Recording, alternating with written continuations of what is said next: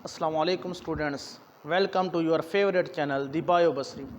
आज का हमारा टॉपिक है मोनोसैकेराइड्स। प्रीवियस वीडियो के अंदर हमने बात की थी कि व्हाट आर कार्बोहाइड्रेट्स, और इसके अलावा हमने बात की थी कि why carbohydrate is a misleading term. Carbohydrate जो है गलत टर्म क्यों है और अब इसको कैसे गलत साबित किया गया है। इसके अलावा हमने बात की थी कि कार्बोहाइड्रेट को तीन बड़ी क्लासेस में डिवाइड किया जाता है। एक का नाम है मोनोसैकेराइड, जबकि दूसरी हमारे पास ओलिगो, और थर्ड वन हमारे पास होती है पॉलीसैकेराइड्स। तो सबसे पहले हम मोनोसैकेराइड्स की बात करते हैं। तो हम कहते हैं कि मोनोसैकेराइड्स कार्बोहाइड्रेट का सबसे छोटा यूनिट होता है। क्या मतलब ये है कि जब भी हमारे पास कोई बड़ा सा मॉलिक्यूल होता है और उसमें हम वाटर ऐड करते हैं तो वो छोटे छोटे यूनिट्स में कन्वर्ट हो जाता है, और इस बड़े यूनिट को हम क्या कहते हैं? पॉलीमर। बड़ा यूनिट है, और ये जो इसके छोटे छोटे हिस्सों में ये कन्वर्ट हो गया, मतलब टूट गया है, वाटर के आने से टूटा है, इनको हम कहते हैं मोनोमर। क्या बोलते हैं इनको? मोनोमर। और अब ये मोनोमर जो होता है ये सिंपलेस्ट यूनिट होता है। क्यों सिंपलेस्ट यूनिट होता है? मज़ीद हम इसमें वाटर ऐड करके इसको ब्रेक नहीं कर सकते। फ़र्ज़ करें कि मैंने एक छोटा सा एक यूनिट जो यहाँ पे मिला है हमने उठाया और इसमें मैंने वाटर ऐड कर दिया। वाटर के ऐड करने से कुछ भी नहीं होगा। याद रखें, वाटर के एडिशन से जो मॉलिक्यूल टूटता है, इस प्रोसेस को हम कहते हैं हाइड्रोलिसिस। ठीक है, तो हमने लिखा है the simplest carbohydrate which can not be hydrolysed into simple units. ये खुद एक सिंपल सादा यूनिट है जो बिल्कुल जो है छोटे हिस्सों में कन्वर्ट नहीं होता। ये आखिरी से आखिरी हिस्सा होता है, तो इसको हम मोनोसैकेराइड्स बोलते हैं। मोनो का मतलब होता है वन, जबकि सैकेराइड का मतलब होता है शुगर। चूँकि मैंने आपको बताया था कार्बोहाइड्रेट एक मिसलीडिंग टर्म है, तो इसके लिए सैकरान का वर्ड यूज़ किया गया। बाद में सैकरान से सैकेराइड निकल आया। चूँकि इसमें शुगर की ज़्यादा प्रॉपर्टी पाई जाती है, तो इसलिए ये टर्म सैकेराइड यूज़ की गई है। तो इसके बाद हम बात करते हैं कि मोनोसैकेराइड जो होते हैं इनकी कैरेक्टरिस्टिक्स क्या हैं। तो सबसे पहली कैरेक्टरिस्टिक क्या है? ये स्वीटेस्ट इन टेस्ट है, बहुत ही मीठा होता है। जितने भी कार्बोहाइड्रेट हैं उन सबसे ज़्यादा ये कार्बोहाइड्रेट यानी मोनोसैकेराइड बहुत ज़्यादा मीठे होते हैं। इसके अलावा वाटर के अंदर ये आसानी से हल हो जाते हैं, इजीली सॉल्युबल इन वाटर, और जब ये ड्राइड कंडीशन में होते हैं, मतलब वैसे पड़े होते हैं, तो ये वाइट क्रिस्टलाइन पाउडर की शक्ल में होती हैं। ठीक है, इसके अलावा हमने बात की थी प्रीवियस वीडियो के अंदर भी कि कार्बोहाइड्रेट हमारे पास या तो पॉलीहाइड्रोक्सी एल्डिहाइड होते हैं या कीटोन होती हैं। तो ज़ाहिर सी बात है मोनोसैकेराइड भी तो कार्बोहाइड्रेट है, तो ये भी हमारे पास या तो पॉलीहाइड्रोक्सी एल्डिहाइड होगा या पॉलीहाइड्रोक्सी कीटोन होगा। What is meant by polyhydroxy aldehyde and ketone? यहाँ पे याद रखें हमारे पास एल्डिहाइड ग्रुप होता है, फंक्शनल ग्रुप, और कीटोन फंक्शनल ग्रुप। अगर आपको ये इनकी समझ आ गई तो आप ऐसा समझे कि पूरे कार्बोहाइड्रेट के जितने भी फार्मूले हैं वो आपको वन बाई वन आते चले जाएंगे। हमारे पास जो है ये कार्बन है। अगर आपको कोई इस तरह का फार्मूला दे दे कि ये अल्डिहाइड है या कीटोन है, आपको कैसे समझ आएगी? याद रखें हमारे पास एक कार्बन होगा, ये निशानी दी जा रही है, आपको समझाया जा रहा है। एक कार्बन है, उसके साथ हमेशा ऑक्सीजन अटैच होगा डबल बॉन्ड के थ्रू। और देखिए कार्बन की 4 वैलेंसी होती हैं। चार कार्बन जो है 4 बॉन्ड बना सकते हैं, 2 ऑक्सीजन के साथ बने, एक हाइड्रोजन के साथ, दूसरा आर ग्रुप के साथ, यानी कि चौथा आर ग्रुप के साथ बॉन्ड बनेगा। 4 जो है वो बॉन्ड पूरे हो गए। आर ग्रुप का मतलब ये होता है कार्बन हाइड्रोजन की चेन। इट मीन्स के यहाँ पे कुछ भी हो सकता है, किसी में कार्बन हाइड्रोजन 1 होगा, किसी में कार्बन हाइड्रोजन 2 होंगे, किसी में कार्बन हाइड्रोजन 3, 4, 5 कुछ भी हो सकते हैं, इसलिए जनरल टर्म हम आर लगा लेते हैं। तो देखिए इससे फार्मूला कैसे बनता है। यहाँ पर देखिए ये बिल्कुल ऐसा ही है। हमारे पास ये कार्बोहाइड्रेट है जिसका नाम है ग्लिसरल अल्डिहाइड। ठीक है, तो यहाँ पे देखिए हमारे पास जो है ये कार्बन है बिल्कुल ऐसा ही। यहाँ पे हमारे पास क्या लगा हुआ है? ऑक्सीजन, बिल्कुल ऐसा ही। यहाँ पे हाइड्रोजन बिल्कुल ऐसे ही लगा हुआ है। इस आर की जगह हमारे पास क्या लगे हुए हैं? 2 और कार्बन लगे हुए हैं। यहाँ पे 2 लगे, किसी में 4 भी हो सकते हैं, किसी में 5 भी हो सकते हैं, 6 भी हो सकते हैं। तो यहाँ पे देखिए हमारे पास 1 और 2 ये कार्बन लगे हुए हैं, और ये किसकी जगह है? ऐसे समझिए ये आर की जगह है। तो इसका मतलब ये हुआ कि ये हमारे पास अल्डिहाइड तो होते हैं, कार्बोहाइड्रेट है और देखो बिल्कुल अल्डिहाइड के फार्मूले को उबे कर रहा है, तो हम कहते हैं ये बिल्कुल अल्डिहाइड है। लेकिन पॉलीहाइड्रॉक्सी का क्या मतलब है? देखिए यहाँ पे एक नहीं दो हाइड्रॉक्सिल ग्रुप है। अगर इसी तरह कार्बन ज़्यादा होते तो ज़्यादा हाइड्रॉक्सिल ग्रुप होते, तो इसलिए हम कहते हैं पॉलीहाइड्रॉक्सी एल्डिहाइड। अब इसको पॉलीहाइड्रॉक्सी कीटोन क्यों बोलते हैं? अच्छा, बाज़ कार्बोहाइड्रेट ऐसे हैं जिसमें एक कार्बन होगा और साथ में यही इसी तरह ऑक्सीजन होगी, लेकिन ऊपर H नहीं होगा, बल्कि जहाँ पे H था यहाँ पे इस तरफ भी R ग्रुप, यहाँ पर भी R ग्रुप। मीन्स कि ऊपर भी कार्बन हाइड्रोजन की चेन हो सकती है, नीचे भी कार्बन हाइड्रोजन की चेन हो सकती है। ऊपर कार्बन हाइड्रोजन की चेन, अच्छा याद रखें कार्बन हाइड्रोजन की चेन से मुराद हरगिज़ ये नहीं है कि एक कार्बन हाइड्रोजन होगा तो वो चेन नहीं है। यहाँ पे R ग्रुप में एक कार्बन हाइड्रोजन भी हो सकता है, तो लिहाजा हमारे पास यहाँ ऊपर भी R नीचे भी R। तो यहाँ पर देखिए हमारे पास ये कार्बन है, ये वाला जिसके साथ जो है वो ऑक्सीजन अटैच है। ऊपर जो है ये भी एक हमारे पास R है जिसमें एक कार्बन है, ये भी हमारे पास नीचे वाला एक R है। तो ये फार्मूला बनता है डाईहाइड्रॉक्सी एसीटोन। तो इस तरह आप फार्मूलाज भी बना सकते हैं। तो इसका मतलब ये हुआ कि अगर कोई हमें कंपाउंड दे दे या कोई मॉलिक्यूल दे दे कार्बोहाइड्रेट का कि हमें बताओ कि यहाँ पे जो है ये कौन सा एल्डिहाइड है या कीटोन है, तो हमने जस्ट ये देखना है कि पहले कार्बन के साथ ऑक्सीजन लगा हुआ है या दूसरे कार्बन के साथ ऑक्सीजन डबल बॉन्ड के थ्रू अटैच है। अगर दूसरे कार्बन, ये पहला, ये दूसरा, ये तीसरा, दूसरे के साथ अटैच है तो हम कहेंगे ये कीटोन है। अगर पहले के साथ 1 2 3 पहले के साथ अटैच है तो हम कहेंगे ये एल्डिहाइड है, सादा अंदाज में। अब इसके अलावा हमारे पास जो है कार्बोहाइड्रेट में मोनोसैकराइड की एक दो और भी खसूसियात हैं। वो कौन सी हैं कि यहाँ पे एक कार्बन के अलावा सिर्फ एक कार्बन, पूरा मोनोसैकराइड चाहे उसमें जितने भी कार्बन मौजूद हैं, एक कार्बन के अलावा बाकी सब कार्बन के साथ हाइड्रॉक्सिल ग्रुप अटैच होगा। देखें वो एक कार्बन कौन सा है जिसके साथ ये वाला ऑक्सीजन अटैच होगा, उसके साथ कोई हाइड्रॉक्सिल ग्रुप। इस केस में देखो यहाँ पे सिर्फ क्या है, ऑक्सीजन अटैच है तो साथ में हाइड्रोजन है, हाइड्रॉक्सिल नहीं है। हाइड्रॉक्सिल ग्रुप हमारे पास OH ग्रुप होता है, यहाँ पे अटैच नहीं है। बाकी इधर भी है, इधर भी है, दोनों कार्बन के साथ। अच्छा, जिसके साथ अटैच नहीं है वो क्या है, ज़रा उसको देखें। ये हमारे पास कार्बोनाइल कार्बन कहलाता है। जे वाला कार्बन क्या कहलाएगा, कार्बोनाइल कार्बन। और यहाँ पे ये जो ग्रुप अटैच है इसको हम कार्बोनाइल ग्रुप भी कह सकते हैं। और ये क्या बना रहा है, ये हमारे पास शो कर रहा है एल्डिहाइड या कीटोन के फंक्शनल ग्रुप को। देखिए हमारे पास ये भी इसी तरह, ये एल्डिहाइड के और ये कीटोन के। इसलिए यहाँ पे लिखा हुआ है except 1 carbon all other carbon in monosaccharides have hydroxyl group, कि सिर्फ एक के अलावा बाकी सब में जो हाइड्रॉक्सिल ग्रुप पाया जाएगा। अब कह रहा है कि the carbon without hydroxyl group is carbonyl carbon and it forms aldehyde और कीटोन ग्रुप। इस केस में ये एल्डिहाइड बना रहा है और इस केस में ये कीटोन बना रहा है। इसके अलावा हम बात करते हैं कि वो शुगर या वो कार्बोहाइड्रेट जिसके अंदर एल्डिहाइड ग्रुप अटैच है, बस हम उसको एल्डो शुगर भी कह सकते हैं। सादा अंदाज में आपको बता दूं कि ये हमारे पास क्या है, ग्लिसरॉल एल्डिहाइड। आपसे पूछ लीजिए एल्डो शुगर है या कीटो शुगर है, तो this is Aldo sugar. Why it is Aldo sugar? Because it contains aldehyde group, ये एल्डिहाइड ग्रुप कंटेंट है। इसके अलावा आपसे पूछ ले कि डाईहाइड्रॉक्सी एसीटोन एल्डिहाइड शुगर है या कीटोन है, तो ये कीटोन शुगर या कीटो शुगर है।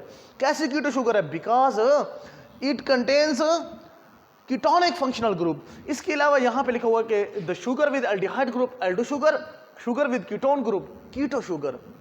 अब इसके अलावा एक और बात भी है, वो क्या है कि मोस्ट ऑफ द कार्बोहाइड्रेट जिनके अंदर 5 कार्बन मोनोसैकराइड है या 6 कार्बन वाला मोनोसैकराइड है, जब उसको एक्व सॉल्यूशन में डालते हैं, मतलब पानी में डालते हैं, तो वो इस तरह नहीं रहता। ये तो हमारे पास, इसको हम बोलते हैं फिस्चर प्रोजेक्शन। एक साइंटिस्ट था जिसने ये स्ट्रेट चेन फार्मूला दिया था, इसको हम कहते हैं फिस्चर प्रोजेक्शन। ये फिस्चर प्रोजेक्शन है।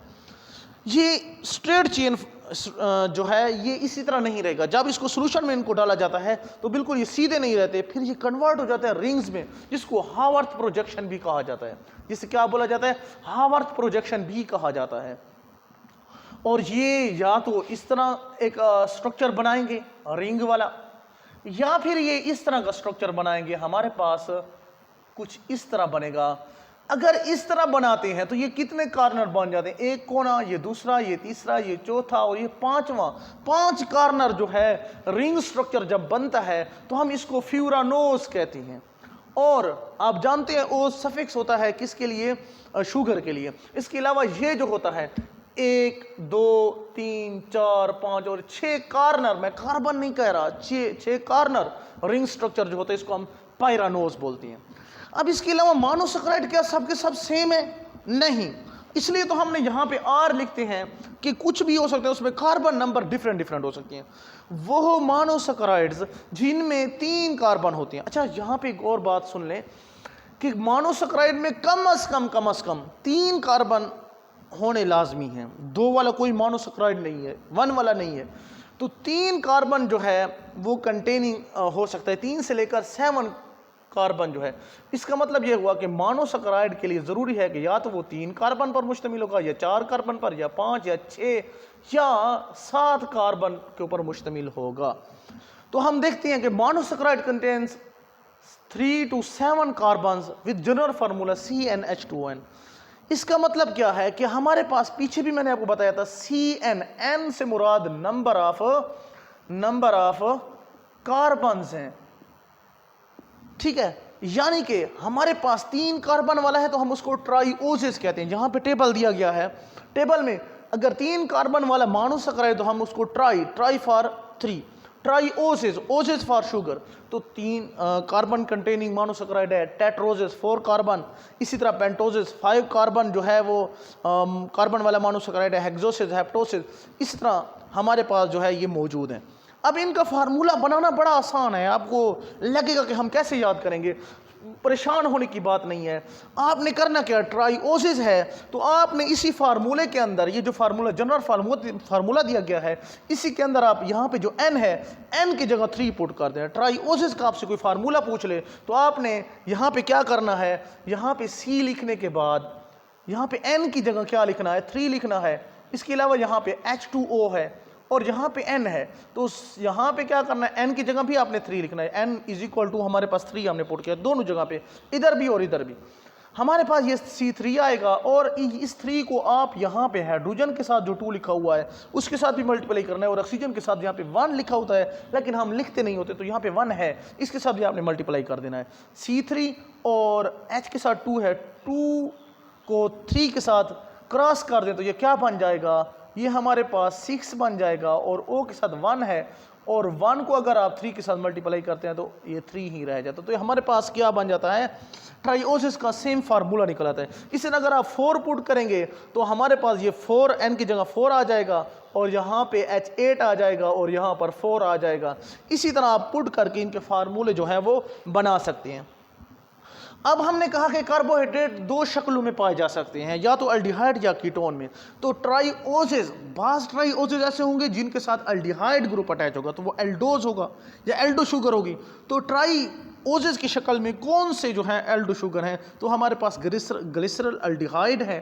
कीटोन की शक्ल में हमारे पास डाईहाइड्रोक्सी एसीटोन है। और ये कहाँ हमें मिलते हैं, ये फोटोसिंथेसिस और रेस्पिरेशन में मौजूद होते हैं। जब हम फोटो रेस्पिरेशन और फोटोसिंथेसिस पढ़ते हैं, फोटो रेस्पिरेशन नहीं, फोटोसिंथेसिस और रेस्पिरेशन पढ़ते हैं, तो वहाँ पे हमें ये इंटरमीडिएट्स मिलते हैं, मतलब ये इनके कंपाउंड्स मिलते हैं, हम स्टडी कर रहे होते हैं। इसके अलावा टेट्रोसिस जो है उनका फार्मूला क्या, C4H8O4। ये एल्डोज की शक्ल में हमें एरिथ्रोज, और कीटोन की शक्ल में हमें एरिथ्रोलोज मिलते हैं, और ये भी इंटरमीडिएट हैं। यानी कि इंटरमीडिएट मींस हमें जब हम उनकी फोटोसिंथेसिस की रिएक्शन पढ़ते हैं तो ये हमें मिलते हैं एरिथ्रोज भी और एरिथ्रोलोज बैक्टीरियल फोटोसिंथेसिस में।